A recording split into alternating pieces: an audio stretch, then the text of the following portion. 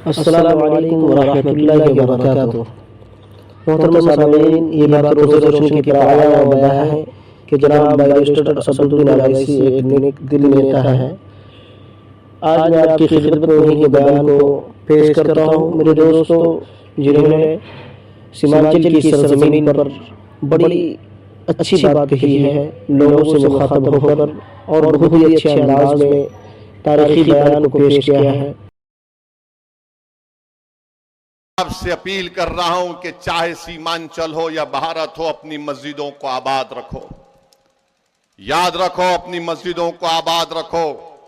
अपनी मस्जिदों को हमको हुक्म दिया गया, अल्लाह ने हमसे कहा गया कि अल्लाह के घर को वही लोग आबाद रखते हैं जो ईमान वाले हैं, जो किसी से नहीं डरते सिवाय अल्लाह के और जो आखिरत पर भरोसा करते। तो अपनी मस्जिदों को आबाद रखो, चाहे तुम किसी मसलक के हो, मस्जिद तो अल्लाह की है ना। अपने मस्जिदों को आबाद रखो।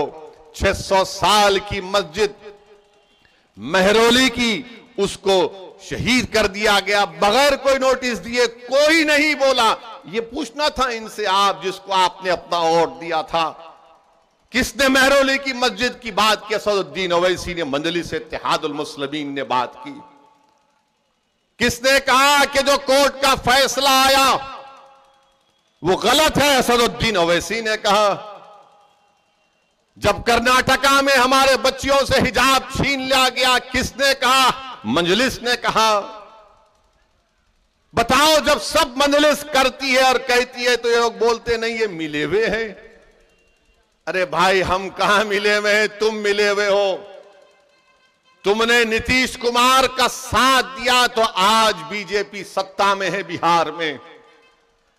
मैंने नीतीश कुमार को मुख्यमंत्री नहीं बनाया, तेजस्वी और लालू ने बनाया, और आज नीतीश कुमार मोदी के गोद में बैठकर चाय पी रहे हैं। बताइए, इसका जिम्मेदार कौन है? कभी आप सोचो कि आपने वोट दिया था इनको। गठबंधन गठबंधन, मैंने आपसे कहा था कि देखो नीतीश कुमार, ये लोग बीजेपी को एक दिन सत्ता में लेकर आएंगे।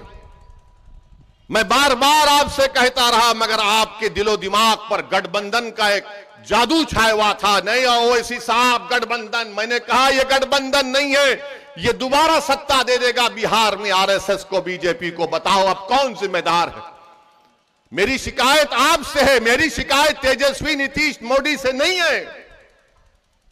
मैं आपको अपना समझकर, अपना बेटा समझकर, अपना भाई समझकर, अगर मैं गलत कह रहा हूं तो मुझे माफ कर दो। मैं आपसे शिकायत करने आया हूं। मैं कहां पर शिकायत करूंगा? मैं किसके सामने जाकर अपनी बात को करूंगा? मैं तो तुम्हारे घर पे आऊंगा ना। तुम्हारा घर मेरा घर है, तुम्हारा घर अकेला तुम्हारा घर नहीं है। इसलिए मैं बड़े फख्र से कहता हूं कि सीमांचल का हर घर असदुद्दीन ओवैसी का घर है। सीमांचल के हर नौजवानों के ख्वाब को पूरा करना अख्तरुल ईमान और हमारी जिम्मेदारी है। इसीलिए मैं अपनी शिकायत तुम्हारे सामने रख रहा हूं। सोचो मेरी इन बातों को। अगर इसमें सच्चाई है तो हमारा साथ दो। अगर तुम समझते हो ये झूठ बोल रहा है तो ठीक है। मैं जो कुछ कह रहा हूं, मेरा रब जानता है कि मेरी नीयत क्या है। अरे, हम इलेक्शन लड़ते हैं तो वोट काटने के लिए लड़ते हैं। आज आपने देखा, आज मीडिया वाले हमको बता रहे थे, हमारे दोस्त, कि लालू यादव ने कहा कि अभी भी हमारे दरवाजे नीतीशवा के लिए खुले हुए हैं। लालू ने कहा कि नीतीश के लिए हमारे दरवाजे खुले। लालू जी, पूरा घर ही दे दीजिए, नीतीश को बचा क्या है अब? हमारे घर के, आपका घर कहां रहा लालू जी? आप तो पूरा घर दे दिए। उस घर में अब नीतीश और मोदी बैठकर चाय पी रहे हैं। नहीं, नीतीश के लिए हमारे दरवाजे खुले हैं। अख्तरुल ईमान के लिए घर के दरवाजे बंद हैं, क्योंकि अख्तरुल ईमान सच्चाई को बयान करता है। आप बताइए, किस तरह आपके वोट का गलत इस्तेमाल किया गया? अगर मजलिस इत्तेहादुल मुस्लिमीन के बिहार के विधानसभा में 5 की जगह अगर 12 विधायक जीत कर जाते तो मोदी हुकूमत नहीं करता बिहार में। अब के बार वो गलती मत करिए, 10 से 12 विधायक हमारे कामयाब करिए। पल्ला आपके साथ होगा, आप जिसको बोलेंगे मुख्यमंत्री रहेगा, जिसको आप बनाना चाहेंगे वो बनाएगा, मगर आपने बरसों इनका साथ दिया।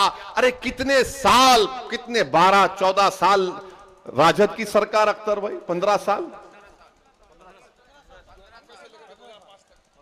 15 साल, और नीतीश कुमार पलटू मास्टर, इनके कितने 17 साल, 15 और 17 मिला दीजिए 27 साल, अब 32 साल हो गए। माफ करना, बिहारी मैथ्स में अच्छा होता है। 32 साल हो गए। 32 साल में तो 2-2 नस्ल तैयार हो जाती है, और बिहार में तो बच्चे जल्दी पैदा हो जाते हैं। ये बीजेपी वाले बोलते हैं 32 साल हो गए, उसके बावजूद भी हमारे जो सफों में जो ये लोग कमजोर लोग बैठे हुए हैं, जो अपना ईमान बेचकर बैठे, अरे 32 साल ही तो हुए ना, 100 साल कहां हुए? 32 साल में कितने घर बर्बाद हो गए। 32 साल में सीमांचल में कितनी जमीन कट गई। 32 साल में कितने किसान बर्बाद हो गए सीमांचल में। मगर हमारे दिमागों में बात बैठी हुई है, नहीं भाई सेकुलरिज्म को जिंदा रखना है। सेकुलरिज्म को तुम नहीं जिंदा रख सकते। ये सेकुलरिज्म को जिंदा रखने की बात हो रही है। सेकुलरिज्म जिंदा उस वक्त रहेगा जब तमाम लोग अपने आप को महफूज समझेंगे, चाहे दलित हो, मुसलमान हो, आदिवासी हो। सेकुलरिज्म की बात ये लोग अपने बेटे को मुख्यमंत्री बनाना चाहते हैं। लालू, मेरा बेटा मुख्यमंत्री बन जाए तो बिहार का कल्याण हो जाए, मेरा बेटा मुख्यमंत्री की कुर्सी पर बैठ जाए तो सबका टन टनाटन फायदा हो जाएगा। मेरे भाई, ये कब तक खानदान और पानदान की राजनीति चलती रहेगी, ये आपको फैसला करना है। अख्तर ईमान का आपने हमेशा साथ दिया। अख्तर ईमान ही ने बता दिया आपको कि कैसे 4 तो भाग गए, बंदरों की तरह दीवार कूदकर भाग गए। मैं उन 4 को कह रहा हूं कि आओ, निकल कर आओ सीमांचल की सरजमीन पर और बोलो ओवैसी के बारे में तुम में दम है तो बताओ, बताओ आके तुम लोग। और हद तो यह हो गई, यहां के जो विधायक हैं, यहां के जिसको आप और हमने उनके लिए बड़ी मेहनत की, आपने क्या क्या किया अल्लाह ही जानते हैं। वो क्या किए, तेजस्वी से दौलत लिए, दुबई में होटल खोले, दुबई में होटल खोले। होटल का नाम क्या लिखा, हैदराबादी बिरयानी। चलो शुक्रिया आजाद, कम से कम तुमने हैदराबाद को याद तो किया अपना जमीर बेचकर। अब बताइए आप, ये कैसे लोग हैं। मगर हमारी तारीख गवाह है, करबला के मैदान में इमाम हुसैन को शहीद करने वाले गैर नहीं थे, मुसलमान थे। करबला के मैदान में इमाम हुसैन के साथ नमाज पढ़ते थे और नमाज के बाद आले रसूल पर तीर बरसाने वाले मुसलमान थे। टीपू सुल्तान को शहीद करने वाले गैर नहीं थे, मुसलमान थे। सिराजुद्दौला को नुकसान पहुंचाने वाले मुसलमान थे। तो हर दौर में यजीद, मीर जाफर और मीर सादिक रहेंगे, मगर हमको उनसे सबक हासिल करना है।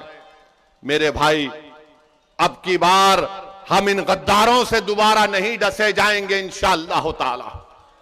मुझे यकीन है कि आप, ये नीतीश कुमार और तेजस्वी यादव ने अपने इख्तिदार के नशे में, गुरूर में और इख्तिदार की दौलत का गलत इस्तेमाल करके उन्हें सीमांचल की आवाज को खत्म करने की कोशिश की। मैं नीतीश कुमार, तेजस्वी यादव को, नरेंद्र मोदी को कहना चाहूंगा कि तुम जमीर फरोशों को खरीद सकते हो, तुम अपने इख्तिदार और दौलत की बुनियाद पर, मगर तुम सीमांचल की आवाज को कभी नहीं दबा पाओगे। सीमांचल की आवाज उठेगी इंशाअल्लाह ताला, सीमांचल की लड़ाई जारी रहेगी।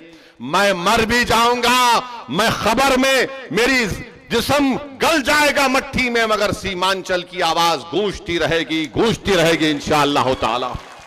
ये हमारा मकसद है। हम कोई राजनीति सिर्फ सत्ता में या इख्तिदार की कुर्सियों पर बैठने के लिए नहीं करते। हम सत्ता या राजनीति इसलिए करते हैं ताकि आपका फायदा हो सके, मजलूमों को इंसाफ मिल सके।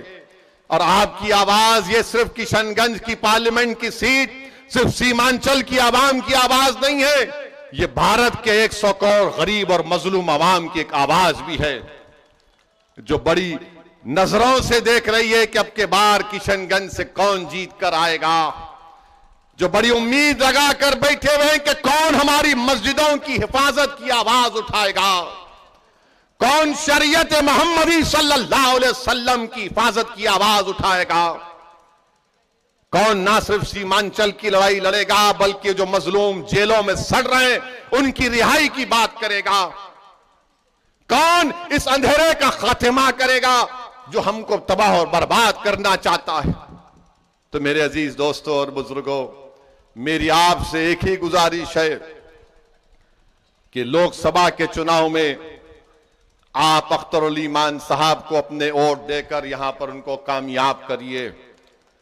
और इंशाअल्लाह ताला मुझे यकीन है कि हैदराबाद और औरंगाबाद और किशनगंज और दूसरे मुकामात पर हम अभी फैसला नहीं किए, हम फैसला करेंगे। अब की बार भारत की लोकसभा में असदुद्दीन ओवैसी, इम्तियाज जलील और अख्तरुल ईमान और दीगर लोग इंशाअल्लाह जीत कर जाएंगे। आपकी आवाज हम थे और रहेंगे। और कभी भी इन लोगों की बातों पर यकीन मत करिए, बोलते हैं बी टीम है। अरे नीतीश तो कितने मर्तबा कुलाटी मार चुका है। माने अगर गिरगुट को और नीतीश को साथ रख दिया जाए तो गिरगुट भाग जाएगा, इससे मुझे बचना है। इतने रंग नीतीश बदल देते हैं, मगर जिम्मेदार तो यही गठबंधन के लोग हैं। यही लोग बार बार पुकार कर कह रहे थे गठबंधन ऐसा कर देगा। अच्छा, ये जो 4 जले गए, तुमने क्या किया सीमांचल के लिए बताओ? तुमने दुबई में बिरयानी की होटल खोली, क्या तुमने किसी गरीब के घर में चिराग जलाया? तुमने दुबई में जाकर होटल खोल ली, मगर तुमने सीमांचल के नौजवानों के ख्वाब को पूरा करने के लिए क्या किया?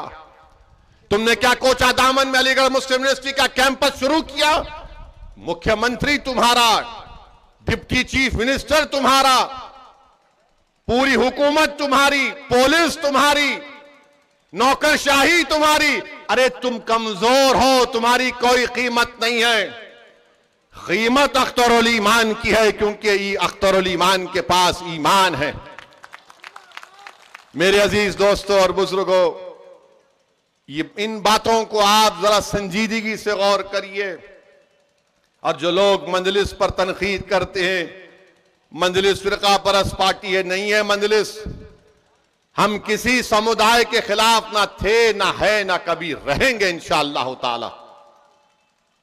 जो इल्जाम लगाते हैं, बताओ मेरी कोई तकरीर बताओ जहां पर मैंने किसी समुदाय के खिलाफ बात कही हो। मेरा मकसद एक ही है कि भारत का संविधान जिसको बाबा साहिब अम्बेडकर ने बनाया, उस संविधान को सामने रखकर गरीब और मजलूमों से इंसाफ हो। भारत के वजीर आजम आप देखे होंगे, दुबई गए थे, दुबई के शेख से मिले, या हबीबी, इतना उसको गले लगा लिए, इतना गले लगा लिए कि वो भी परेशान नजर आ रहा था। भाई क्या मोहब्बत है।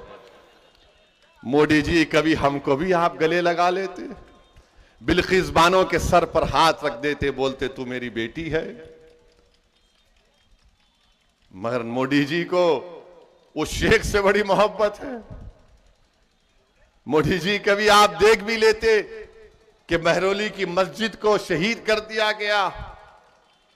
आपकी पार्टी में एक भी मुस्लिम एमपी नहीं है मोदी जी, आपकी पार्टी में एक मुस्लिम मिनिस्टर भी नहीं है। और मोदी जी बोलते सबका साथ, सबका विकास, सबका विश्वास। ये बोलने में अच्छा लगता है, अमल तो होता नहीं है। अब बीजेपी कह रही है 370 लेकर आएंगे। मैं सीमांचल की जनता से वादा कर रहा हूं, मैं भारत के गरीब और मजलूम अवाम से वादा कर रहा हूं, मैं भारत के उन तमाम शहरियों से वादा कर रहा हूं जो इस मुल्क को गांधी और अंबेडकर का मुल्क मानते हैं, जो इस मुल्क को उसका मुल्क मानते हैं जहां पर इसकी जमीन में मोहब्बतें हैं। हम पूरी कोशिश करेंगे कि तीसरी मर्तबा भारत का प्रधानमंत्री नरेंद्र मोदी ना बने। हम पूरी कोशिश करेंगे इंशाअल्लाह ताला, हम पूरी कोशिश करेंगे कि दोबारा बीजेपी सत्ता में ना आए। मगर बताओ 2014 और 19 में कैसे बने नरेंद्र मोदी देश के वजीर आजम? मेरी वजह से बने। आप इनसे पूछो जाकर, ये तेजस्वी से और ये गठबंधन के लोग, ओवैसी की वजह से बने। और जब मेरे सामने आते हैं मैं कहता हूं बोलो बाबू कैसे बने, बताओ। हम 3 सीट लड़े तो वो 306 जीत गए। हैदराबाद, औरंगाबाद, किशनगंज लड़े तो 306 कैसा जीत गए मोदी? इसका कोई जवाब नहीं है। याद रखो, मोदी अगर जीत रहा है तो तुम्हारे वोट से नहीं जीत रहा है मोदी। मैं खुलकर कह रहा हूं आज आपसे, मोदी अगर जीत रहा है तो तेजस्वी यादव का यादव मोदी के गोद में बैठकर कह रहा है कि तू मेरा नेता है। यह सच्चाई है और मैं उसको बता सकता हूं अगर ये लोग बहस करना चाह रहे मुझसे। आदादो शुमार मेरे पास है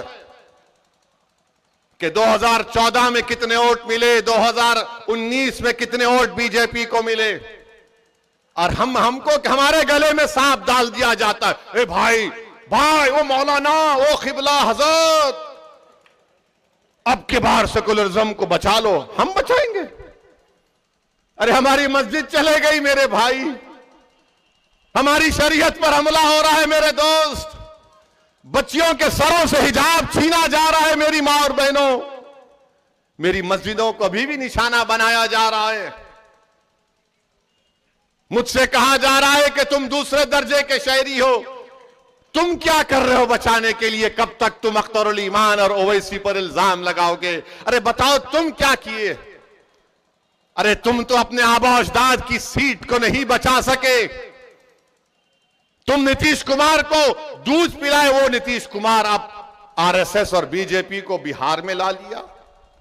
तुम सत्ता में थे, अच्छा हम गुनाहगार हैं तो बताइए, सीवान का भी हमारे भाई थे यहां पर। हमारे भाई ने कहा वो 7 साल का लड़का, क्या नाम था उसका, वो लड़का 7 साल का था, उसको जेल में डाल दिए। नित्य तेजस्वी डिप्टी चीफ मिनिस्टर थे। ये सेकुलरिज्म के बहुत बड़े चौधरी हैं ना ये। हम गुनाहगार हैं, मगर 7 साल का बच्चा क्योंकि मुसलमान था वो 8 दिन जेल में था। कानून के मुताबिक जो 13-14 साल के बच्चे होते, 17 साल के, उनको जेल नहीं भिजाया जाता।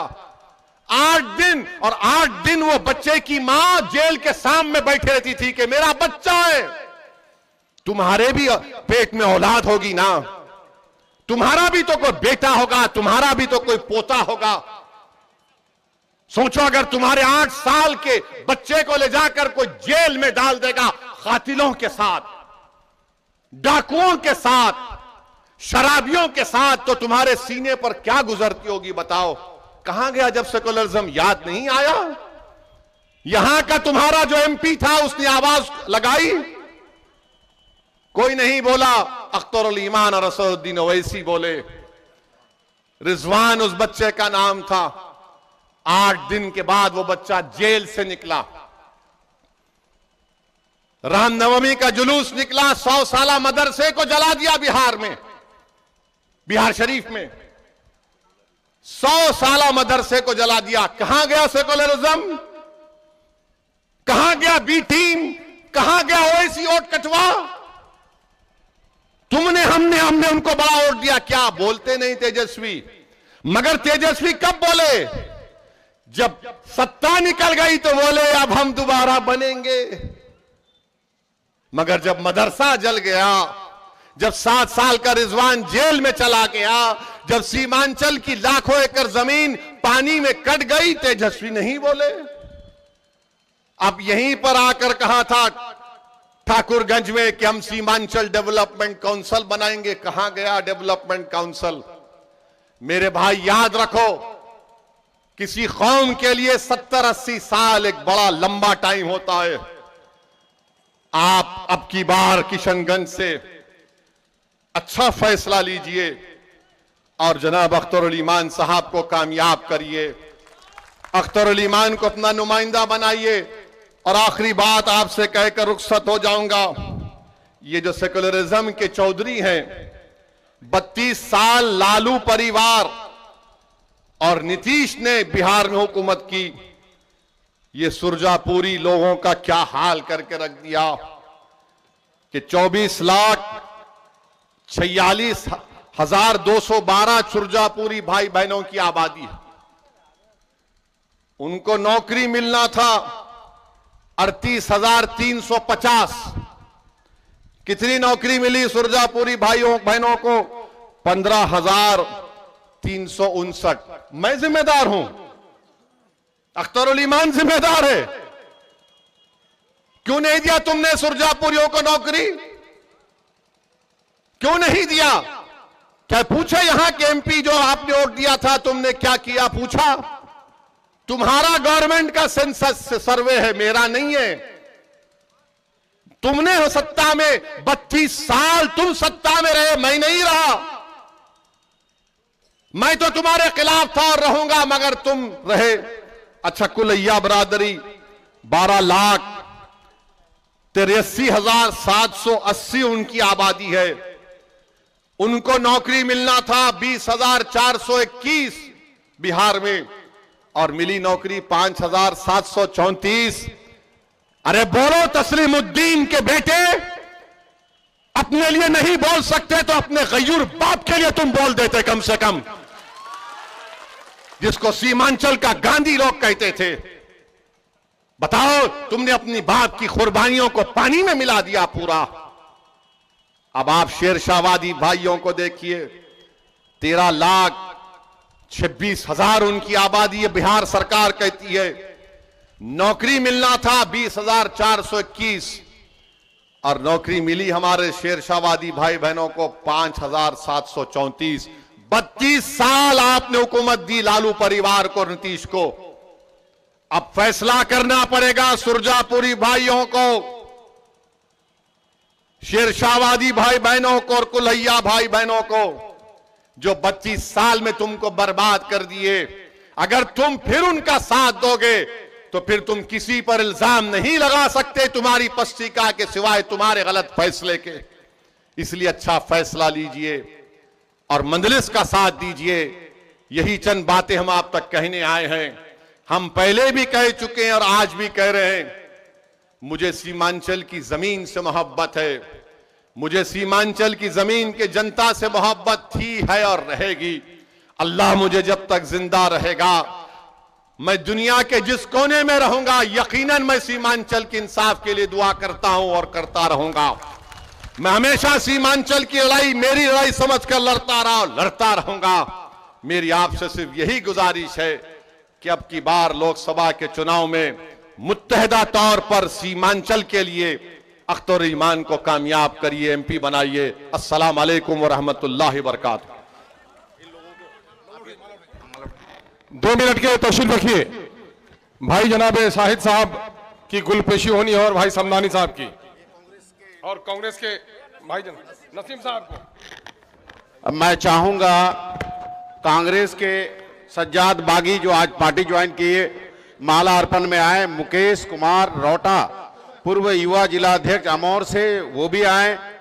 बिक्की भगत जी अमौर रोटा से, वो भी आए। और जहूर साहब, जहूर आलम साहब अध्यक्ष कोचाद अमन, वो भी आए। शरीफ साहब यहां पर आए। जिंदाबाद जिंदाबाद। नौजवानों, एक कार्यक्रम बाकी है, एक नारा लगाना है। पार्टी का नारा है, सबने दिया है हमको चोट, आप सबने दिया है हमको चोट। बाजू नारा का वो, सबने दिया है हमको चोट, अब न देंगे बेईमानों को वोट। अपनी बहुत ही झंडा बरदारी, बहुत हुई झंडा बरदारी, आप लोगों ने इस मजलिस को कामयाब किया। भाई शाहिद साहब की चट्टानी शमूलियत हुई, नसीम भाई की, भाई समदानी साहब की सरपरस्ती हासिल है। यकीन जानिए एक इनकलाब आएगा और उसकी गवाह रहमत पारा की सरजमीन बनेगी। भाई वसीम साहब जिसकी जगह पे हम लोग खड़े हैं, जिनकी सरपरस्ती हम लोग को हासिल रही, अंजार भाई, उन तमाम तो लोगों का हम शुक्रिया अदा करते हैं। हाँ, आज जो लोग भी कारवां में शामिल हैं, सर नमाज पढ़ने के लिए थोड़ी देर रुक रहे हैं, सबको यहां से डगरवा काफिले में चलना है। आइए आइए आइए।